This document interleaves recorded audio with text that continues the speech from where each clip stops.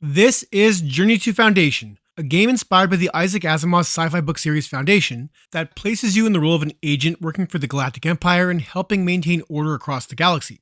This releases October 26, 2023 for the PSVR 2, Quest 2 and 3, and Pico 4 headsets for $40 US, and for this review, we checked out the PSVR 2 version of the game. Let's see if Archiac Interactive has made a great sci-fi adventure, or something else entirely.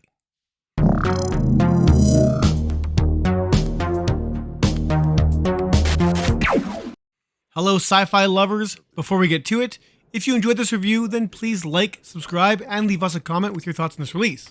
I'm Ryan for the VR Grid, now let's do this. I'm not familiar with the source material for Journey to Foundation, but I do love me some epic sci-fi stories, which is clearly what this game is looking to give players.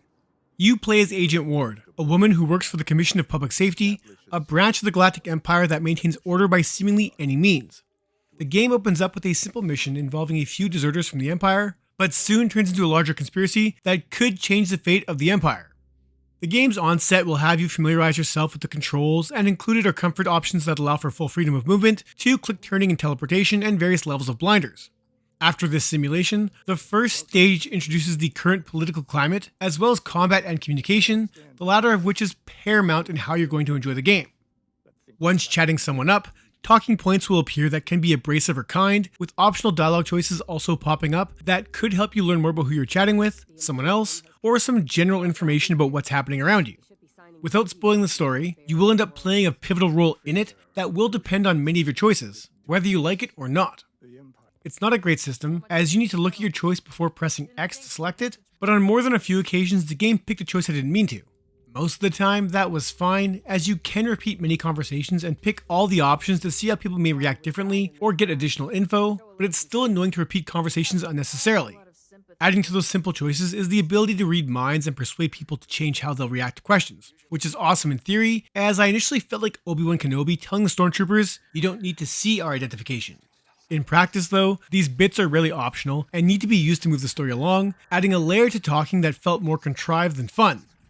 You can also look at stuff in the environment to help trigger a response, so pay attention to your surroundings, as they can be easy to miss, though an icon will pop up in your speech options to remind you it's there. What this all makes for is a somewhat clunky conversation experience that is fine when it flows, but annoyed me when I was forced to do something to trigger the right talking point. Unfortunately, Journey to Foundation has chosen to include many different mechanics, like shooting combat, hacking of storage containers using a relatively simple cube puzzle that just gets more complex, but not necessarily harder the further you get in the game, climbing sections, finding hidden items, and a host more ways to interact with the various environments you find yourself in that feel at best half-baked, and at worst, simply there to pad the runtime. Speaking of running, you can't, and are relegated to a slow walk, which in most situations is fine, I guess, but when backtracking or in a situation that might call for quicker feet, Agent Ward always goes at her own slow pace. Now, let me be clear, none of the gameplay elements are broken in here. They just tend to feel more formulaic and redundant than engaging and fun, which had my initial few hours in the game feeling like quite a chore. Now, this is where the story kicks in. As well, it's initially not very engaging, at least it wasn't for me. Once I started to remember who was who and paid attention to the politics at play, did I start to feel invested in the story.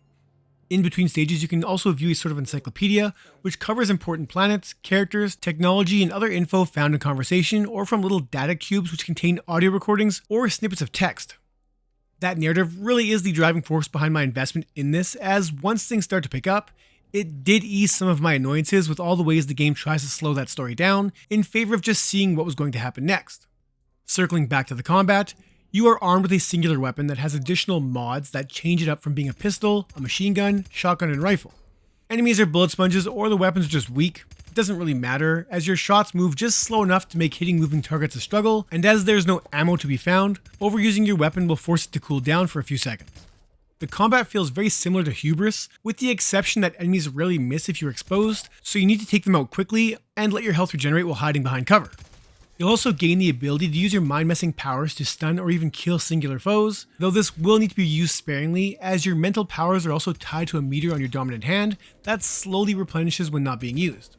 There is no level up system in here, the story will simply dictate when a new ability or weapon mod becomes available. Something I did enjoy, despite it being a little janky, is the need to make hand symbols and arm gestures as you meet certain people. The first time this happened was when I was being detained until my ID was verified, and the soldier in charge told me to put my hands up. I did, but clearly didn't do it high enough, as he threatened me once more to do it lest I face consequences.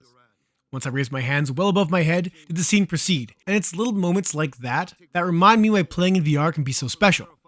Throughout the game, some characters will greet you with gestures from whatever group they are affiliated with, and repeating these successfully did seem to endear me to them, or irritate them if I didn't do them properly. This did get tricky when they wanted my fingers in a certain position, as I had difficulty remembering which buttons did what, and failed as those characters moved on, but it's something I appreciated throughout the campaign whenever it showed up.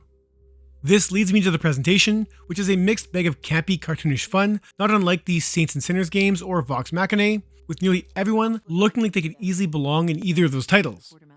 On the PSVR 2, there's some dynamic lighting at play, which does help make things look a little more immersive, but on the flip side are some lower resolution backgrounds and textures which do stand out as looking particularly not good. This is readily apparent during these sections where you can see into space, and ships are flying about, as both don't look great. The levels you find yourself in fare better, but in no way are they anything special, and while the variety of the locales you find yourself in is impressive, the small scale of every stage makes this universe feel much smaller than it should. NPCs can animate stiffly, many effects, like explosions or various weapons fire, just don't look good, and I can't help but feel like having this release on the Quest and Pico platforms limited the scope of the stages and restricted the design choices to something that could run on these standalone platforms. Most of the game looks just fine, but anyone looking for the next Red Matter 2 or Hubris when it comes to visuals should check those expectations. I also did notice a slight mirror effect on the PSVR 2, though it was fairly subtle and never became too distracting. As this is a narrative-heavy tale with a lot of talking, it's great that everyone you talk to is fully voiced by a talented collection of actors that all do great work at nailing their respective characters. Sure, some people can be a bit cheesy or some replies sound forced, but overall I'm happy with the voice acting and dialogue, as it did remind me of Bethesda classics in the Elder Scrolls and Fallout series of games. So, Agent Ward, what do you think we should do with these deserters once we track them down? Haul them back to stand trial, or just take them out?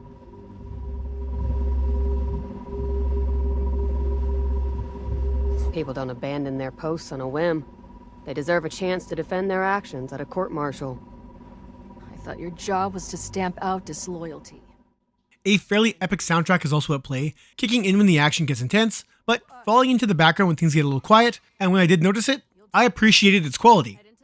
Spatial audio is also in full effect here, and I always love when turning my head away from someone causes me to hear them less or only in one ear. Of course, there's more to 3D audio than just that, and when explosions and gunfire were happening around me, it can sound fairly intense. PSVR 2 haptics are also fully realized, with each of your blaster shots feeling different, and when you use your power or health gets low, they'll rumble in different ways. Journey to Foundation, I think, is best described as a jack of all trades but master of none type experience that is saved by its story and how it potentially plays out during the 7-hour or so campaign. Key choices will have a dramatic effect on how it all plays out, and you can skip through conversations should you decide to play a second time to see what changes you can effect. Nothing in here is broken, it could just all use some fine tuning, as, minus the telepathic powers, almost every other aspect of the game feels like it's been done better somewhere else. It's for that reason that I feel like the asking price is a little high for this, but if you are looking to play a narrative-heavy sci-fi adventure, I think Journey to Foundation should scratch that itch. Just give it a couple hours for the story to truly pull you in. I'm going to give Journey to Foundation for the PSVR 2 a 6.5 out of 10. The story is the saving grace here. If you enjoyed this review, don't forget to do all the YouTube things to help us out, and that's it for this one. Thank you so much for watching.